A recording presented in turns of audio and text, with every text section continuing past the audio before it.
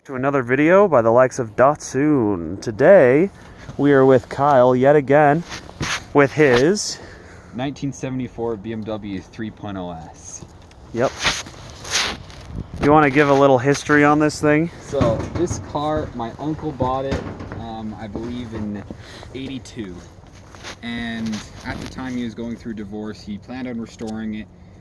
The family had owned lots of BMWs. We were some of the first people to bring BMWs to the States. We imported them when they were not being sold over here, or very little were being sold, just to some elite people in the US. And so he wanted to restore this because one of the first cars that he drove was a Bavaria, similar to this. It's the same body, just this was the luxury model. It was the S version, and it was a 3-liter, not a 2.8. But he bought it in '82. Then the transmission went bad, and he did not have the money to save the car and restore it. He did not have the money to rebuild the transmission. So unfortunately, he had to sell it along with some of his other classic cars. He had a 2002 Ti, and he had a BMW 2000, not the CS, just the 2000. So my dad was restoring the 1971 BMW Bavaria at the time that has been in the family since '71. And so my dad bought this for a parts car. He bought it for, I believe it was just, it was about $500, which is what he bought it for. These cars were only worth $5,000 at that time in immaculate condition. So many of these cars, unfortunately, were destined for the scrapyard.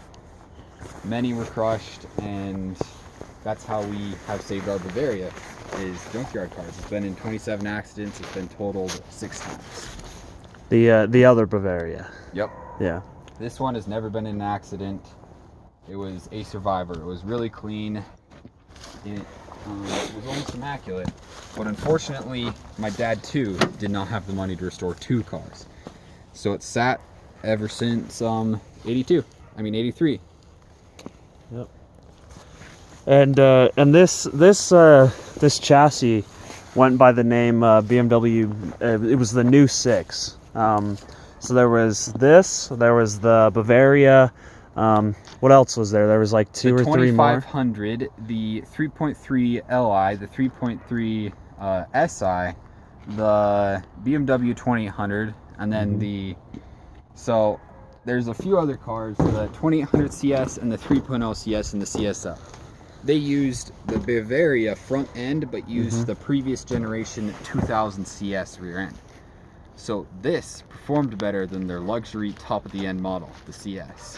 It's kind of ironic. Very cool.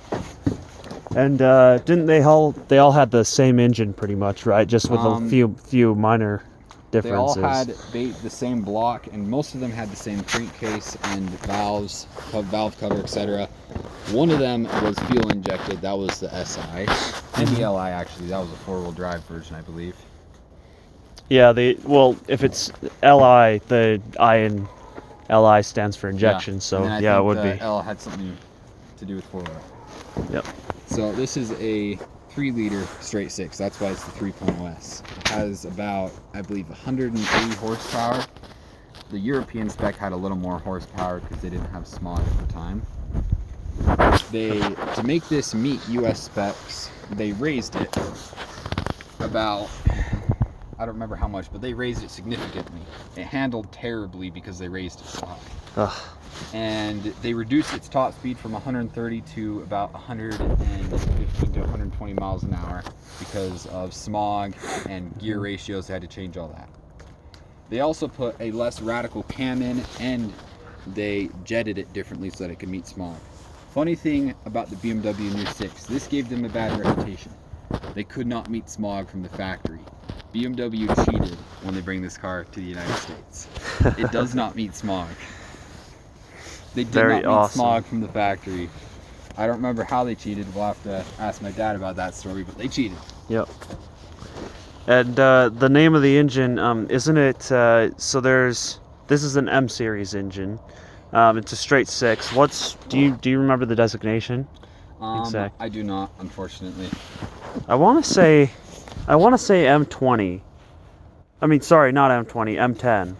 It Or maybe probably M30. is- I don't know. It's either the M10 The or the M30. M20 is the engine in the E30. So the like reason mine, these were called but- the new 6 is the straight 6, by the way. Yep. It was their first production model, see straight that. 6. Beautiful engine. And yeah, I mean it's a twin carburetor setup. Take the Twin carbs. Yep. Take that off nice and easy. Just take it off with clips. And then There is the carbs. cover is off. There is our air cleaners and the Solex carbs. Yep. This has the stock Solexes. Solexes are notorious for braking. Which is really unfortunate. That's why Weber became popular. I'm sure Yep. most of you have heard of Weber carburetors. Yeah, they're They're the performance carbs. definitely performance. These are still in quite nice condition. I mean, they could use some cleaning, but they seem like they were pretty new when they were put in here. I don't know how old they are, but Well, the Bavaria has only had the air cleaners replaced 2 times in its Wow. 230,000 mile life. So they last quite a while. yeah, I mean, I wonder how many times my air cleaner in the 325 has been replaced. 325, probably about the same as the Yeah. Bavaria. I mean, I replaced them I replaced it recently. It only has one air cleaner, but Okay. yeah, see how like that side is completely fine, and then this side is just destroyed. destroyed, This rusty. engine, But that has could been get grinded preserved. off. Me and my brother have discovered that it does turn over. It's not seized. Future plans for this build is River's gonna be building the Datsun. I'm building this. I don't know if it's. I'm thinking dirt rally because these were actually excellent rally cars. Yep. Yeah, they're didn't they? I don't know.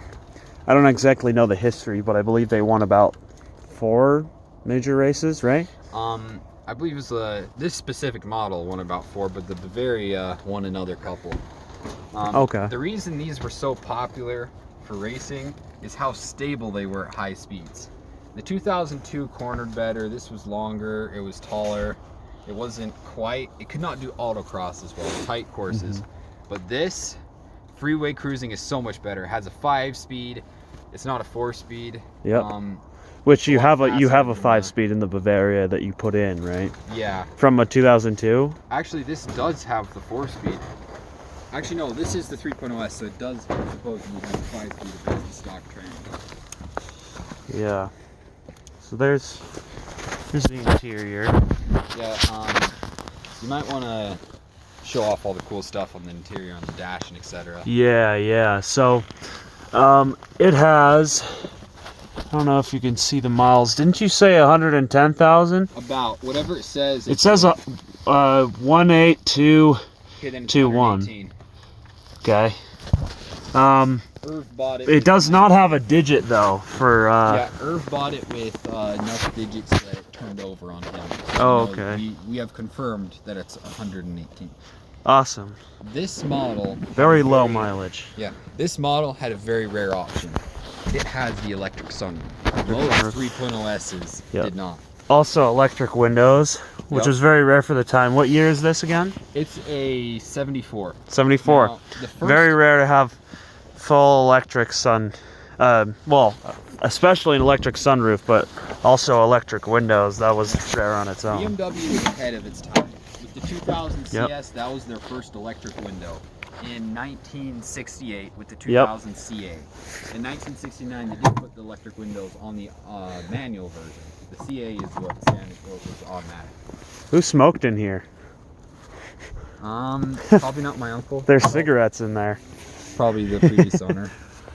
Man, Well, the owner before my surprised uncle. they've been in there so long.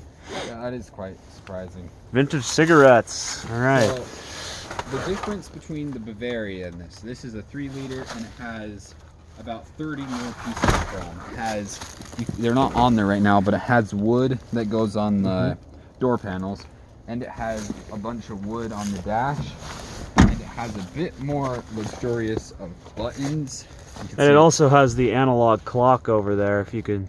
yeah, the Bavaria Yeah. did not come with the clock. We Yep. put one in.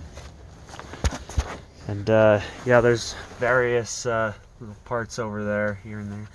Yeah. Transmission. So the reason that this was stuck in place is because It was stuck in second gear. yep. We think that it may be because the tranny is loose and the the linkage is broken. Hopefully it's not the actual transmission, because that's going to be a harder fix. But if it is, we'll work through that. Yeah, it's like shifting it or trying to shift it. It seems like it is the linkage. Like it just seems it's not seems really. Like it's the linkage. It's not. Yeah. That's what I think it is, and that's what Irv told me is when he drove it back, he thought it was the linkage. Yep. Yep. Let's move to the rear of the car.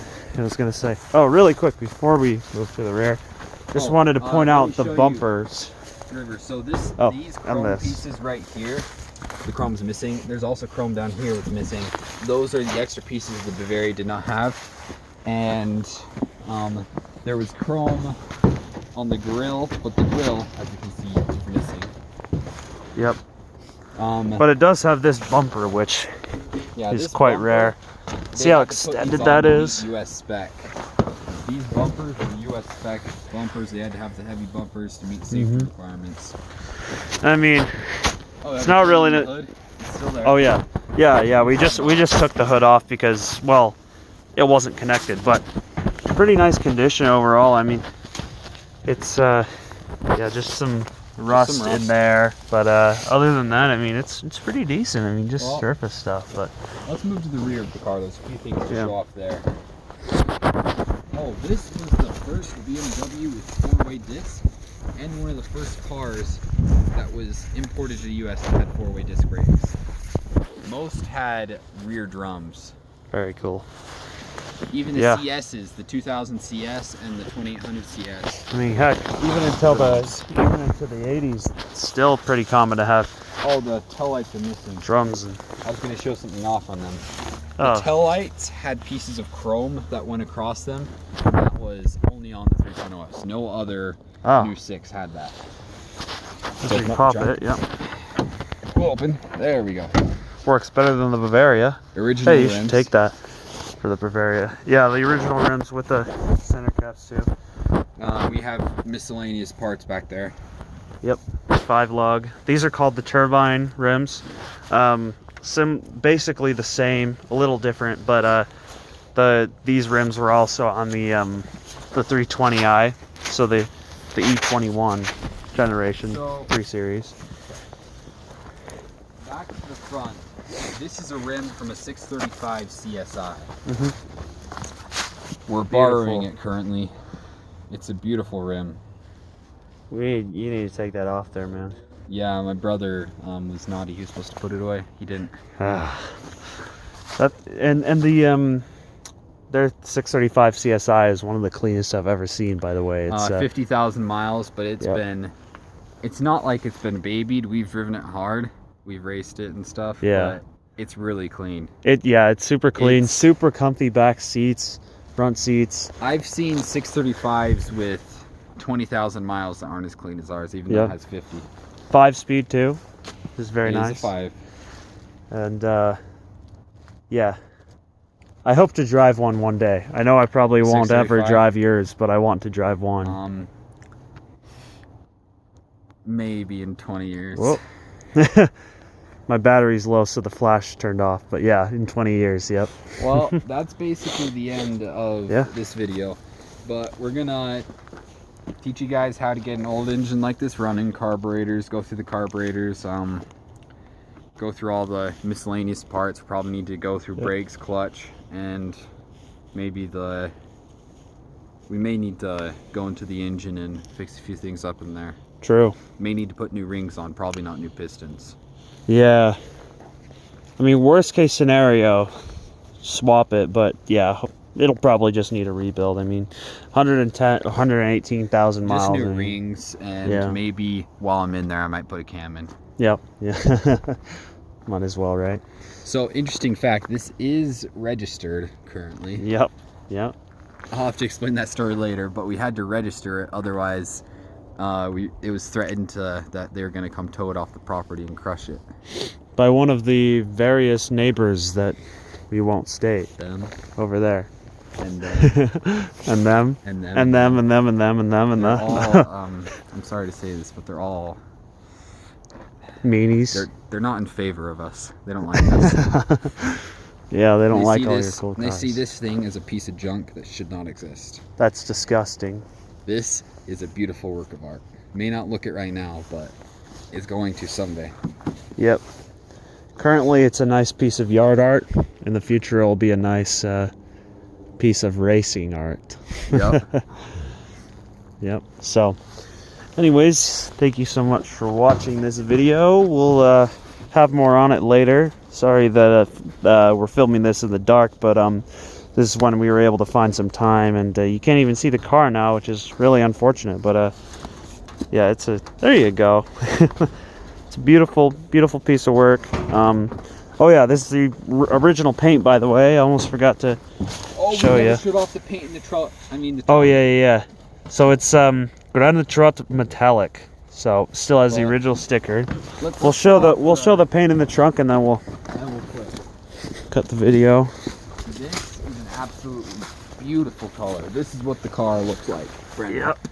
Look at that beautiful color. It's a little frosty because, you know, it's cold. Had it open. But look at that shiny, beautiful brownish red. I don't know. Absolutely amazing. Well, Granitrat. Granitrat. Yep. Trot. Granitrat. Yes. You gotta say it. Oh yeah, and the toolkit, it has Some things. two things in it, super rusty, and a mouse nest. So, yay. Oh, there's a fuse. Wow. All right. Nice. So. I bet it's still usable. It probably is, honestly. I mean, since it hasn't been used. So, thank you for watching this video, everybody. Please feel free to like and subscribe if you wish. I'm not pushing you, but you know. Anyways. There'll be much to come in the future. Yes. We're gonna bring this back to its former glory like our other projects. Might be a while, but we'll get it going eventually. So, thanks for tuning in.